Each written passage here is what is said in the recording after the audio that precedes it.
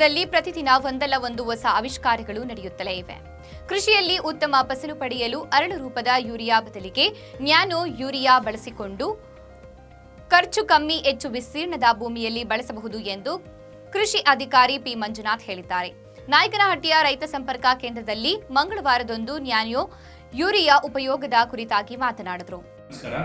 ನಮ್ಮ ನಾಯಕನಹಟ್ಟಿ ಹೋಬಳಿಯಲ್ಲಿ ಮುಂಗಾರು ಹಂಗಾಮಿನಲ್ಲಿ ಯಥೇಚ್ಛವಾಗಿ ಅಂದರೆ ಸರಿಸುಮಾರು 1,500 ಎಕರೆಯಷ್ಟು 1,500 ಹೆಕ್ಟೇರ್ನಷ್ಟು ಮೆಕ್ಕೆಜೋಳ ಬೆಳೆ ನಮಗೆ ಬರ್ತದೆ.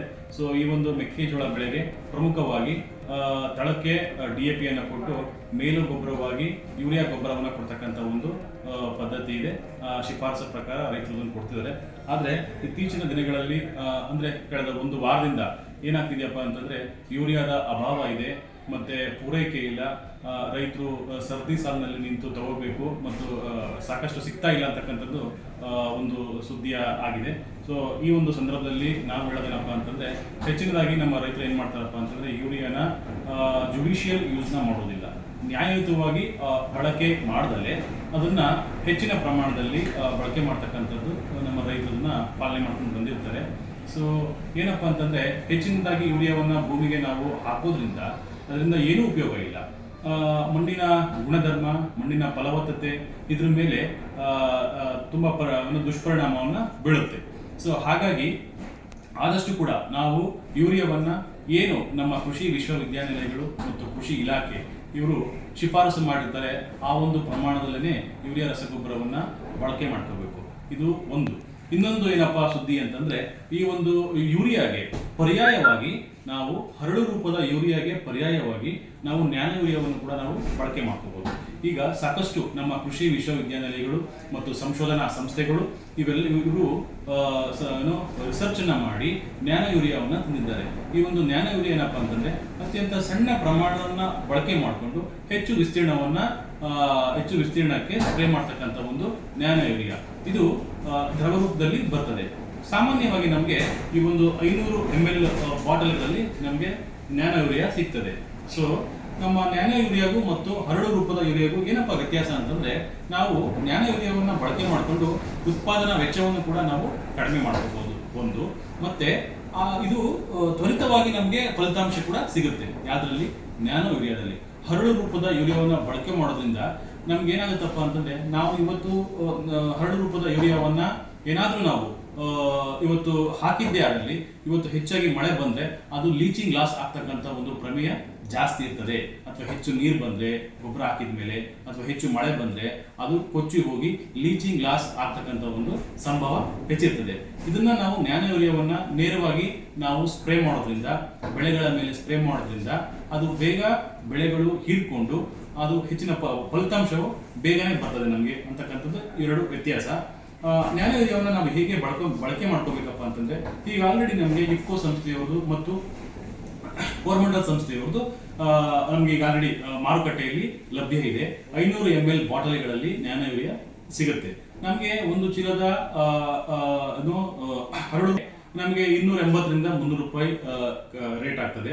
ಅದೇ ನಮಗೆ ಒಂದು ಬಾಟಲಿನ ನ್ಯಾನೋ ಯೂರಿಯಾವು 250 ರೂಪಾಯಿ ಆಗ್ತದೆ.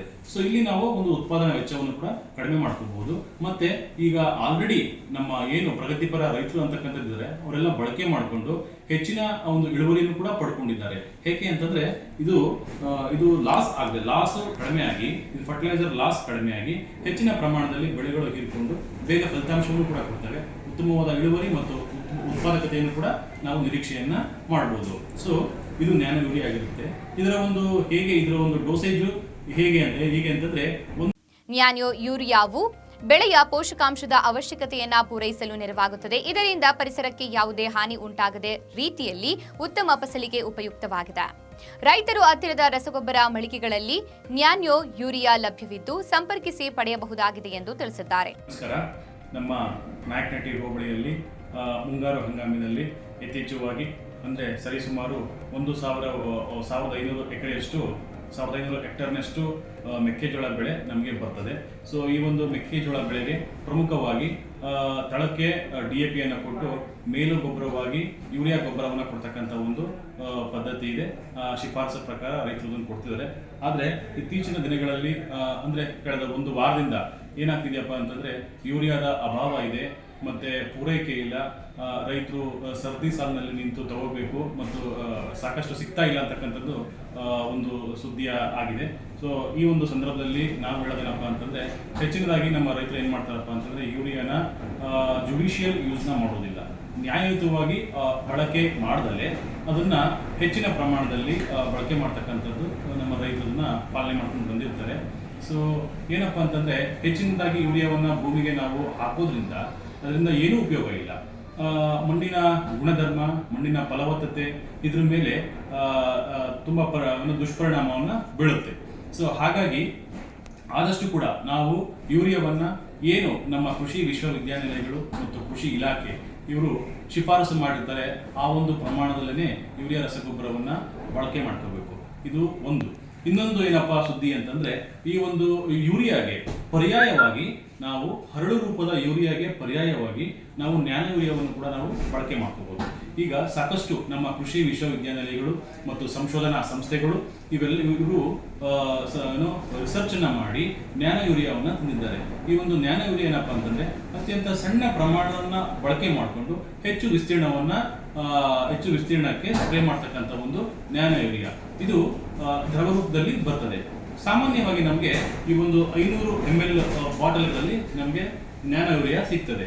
ಸೊ ನಮ್ಮ ನ್ಯಾನೋ ಯೂರಿಯಾಗೂ ಮತ್ತು ಹರಳು ರೂಪದ ಯೂರಿಯಾಗೂ ಏನಪ್ಪ ವ್ಯತ್ಯಾಸ ಅಂತಂದರೆ ನಾವು ನ್ಯಾನೋ ಯೂರಿಯಾವನ್ನು ಬಳಕೆ ಮಾಡಿಕೊಂಡು ಉತ್ಪಾದನಾ ವೆಚ್ಚವನ್ನು ಕೂಡ ನಾವು ಕಡಿಮೆ ಮಾಡ್ಕೋಬಹುದು ಒಂದು. ಮತ್ತು ಇದು ತ್ವರಿತವಾಗಿ ನಮಗೆ ಫಲಿತಾಂಶ ಕೂಡ ಸಿಗುತ್ತೆ. ಯಾವುದರಲ್ಲಿ? ನ್ಯಾನೋ ಯೂರಿಯಾದಲ್ಲಿ. ಹರಳು ರೂಪದ ಯೂರಿಯಾವನ್ನು ಬಳಕೆ ಮಾಡೋದ್ರಿಂದ ನಮ್ಗೆ ಏನಾಗುತ್ತಪ್ಪ ಅಂತಂದರೆ ನಾವು ಇವತ್ತು ಹರಳು ರೂಪದ ಯೂರಿಯಾವನ್ನು ಏನಾದರೂ ನಾವು ಇವತ್ತು ಹಾಕಿದ್ದೇ ಆಗಲಿ, ಇವತ್ತು ಹೆಚ್ಚಾಗಿ ಮಳೆ ಬಂದರೆ ಅದು ಲೀಚಿಂಗ್ ಲಾಸ್ ಆಗ್ತಕ್ಕಂಥ ಒಂದು ಪ್ರಮೇಯ ಜಾಸ್ತಿ ಇರ್ತದೆ. ಅಥವಾ ಹೆಚ್ಚು ನೀರು ಬಂದರೆ ಗೊಬ್ಬರ ಹಾಕಿದ ಮೇಲೆ ಅಥವಾ ಹೆಚ್ಚು ಮಳೆ ಬಂದರೆ ಅದು ಕೊಚ್ಚಿ ಹೋಗಿ ಲೀಚಿಂಗ್ ಲಾಸ್ ಆಗ್ತಕ್ಕಂಥ ಒಂದು ಸಂಭವ ಹೆಚ್ಚಿರ್ತದೆ.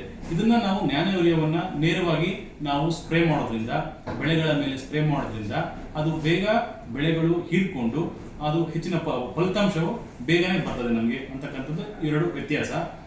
ನ್ಯಾನೋ ಯೂರಿಯಾವನ್ನು ನಾವು ಹೇಗೆ ಬಳಕೆ ಮಾಡ್ಕೋಬೇಕಪ್ಪ ಅಂತಂದರೆ ಈಗ ಆಲ್ರೆಡಿ ನಮಗೆ ಇಫ್ಕೋ ಸಂಸ್ಥೆಯವರು ಮತ್ತು ಕೋರಮಂಡಲ್ ಸಂಸ್ಥೆಯವ್ರದ್ದು ನಮಗೆ ಈಗ ಆಲ್ರೆಡಿ ಮಾರುಕಟ್ಟೆಯಲ್ಲಿ ಲಭ್ಯ ಇದೆ. 500 ml ಬಾಟಲಿಗಳಲ್ಲಿ ನ್ಯಾನೋ ಯೂರಿಯಾ ಸಿಗುತ್ತೆ. ನಮಗೆ ಒಂದು ಚೀಲದ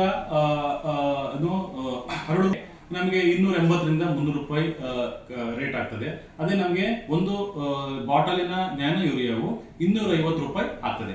ಸೊ ಇಲ್ಲಿ ನಾವು ಒಂದು ಉತ್ಪಾದನಾ ವೆಚ್ಚವನ್ನು ಕೂಡ ಕಡಿಮೆ ಮಾಡ್ಕೋಬಹುದು. ಮತ್ತೆ ಈಗ ಆಲ್ರೆಡಿ ನಮ್ಮ ಏನು ಪ್ರಗತಿಪರ ರೈತರು ಅಂತಕ್ಕಂಥದ್ದಿದ್ದಾರೆ ಅವರೆಲ್ಲ ಬಳಕೆ ಮಾಡಿಕೊಂಡು ಹೆಚ್ಚಿನ ಒಂದು ಇಳುವರಿಯನ್ನು ಕೂಡ ಪಡ್ಕೊಂಡಿದ್ದಾರೆ. ಹೇಗೆ ಅಂತಂದ್ರೆ ಇದು ಲಾಸ್ ಕಡಿಮೆ ಆಗಿ, ಇದು ಫರ್ಟಿಲೈಸರ್ ಲಾಸ್ ಕಡಿಮೆ ಆಗಿ ಹೆಚ್ಚಿನ ಪ್ರಮಾಣದಲ್ಲಿ ಬೆಳೆಗಳು ಹೀರಿಕೊಂಡು ಬೇಗ ಫಲಿತಾಂಶವನ್ನು ಕೂಡ ಕೊಡ್ತವೆ. ಉತ್ತಮವಾದ ಇಳುವರಿ ಮತ್ತು ಉತ್ಪಾದಕತೆಯನ್ನು ಕೂಡ ನಾವು ನಿರೀಕ್ಷೆಯನ್ನ ಮಾಡಬಹುದು. ಸೊ ಇದು ನ್ಯಾನೋ ಯೂರಿಯಾ ಆಗಿರುತ್ತೆ.